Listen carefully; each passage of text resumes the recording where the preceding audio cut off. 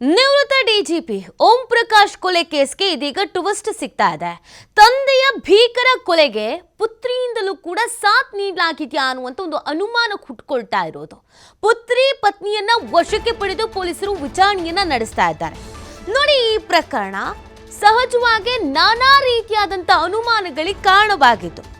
ನಿನ್ನೆ ಮಧ್ಯಾಹ್ನದ ನಂತರ 4:30ಕ್ಕೆ ಪೊಲೀಸರಿಗೆ ಒಂದು ಕರೆ ಬರುತ್ತೆ, ಈ ತರ ಕೊಲೆ ಆಗಿದೆ ಅಂತ. ಇಮಿಡಿಯೇಟ್ ಆಗಿ ಆ ಕೊಲೆ ನಡೆದಂತ ಕ್ರೈಮ್ ಸೀನ್ ಏನಿದೆ ಅಲ್ಲಿಗೆ ಪೊಲೀಸರು ಹೋಗ್ತಾರೆ.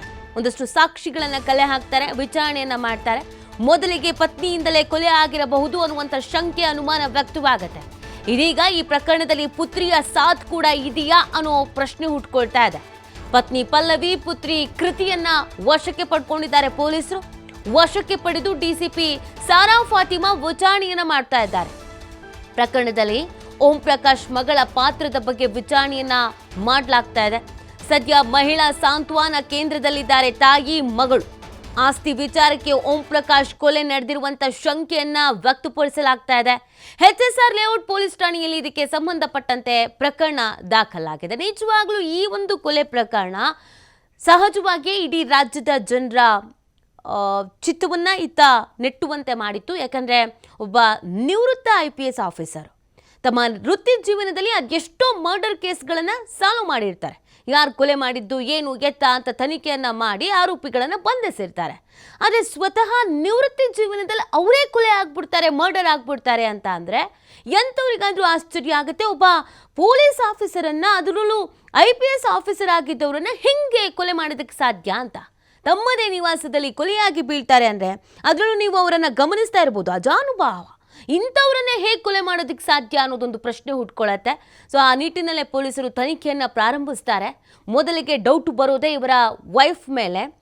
ಮಾನಸಿಕ ಸ್ಥಿಮಿತ ಕಳ್ಕೊಂಡಿದ್ದಾರೆ ಅವರ ವೈಫ್ ಪಲ್ಲವಿ ಅನ್ನೋದನ್ನು ಹೇಳಲಾಗ್ತಾ ಇದೆ. ಬಟ್ ಅದಕ್ಕೆ ಸಂಬಂಧಪಟ್ಟಂತೆ ನಿಖರವಾದಂಥ ಮಾಹಿತಿ ಲಭ್ಯವಾಗಬೇಕಾಗತ್ತೆ.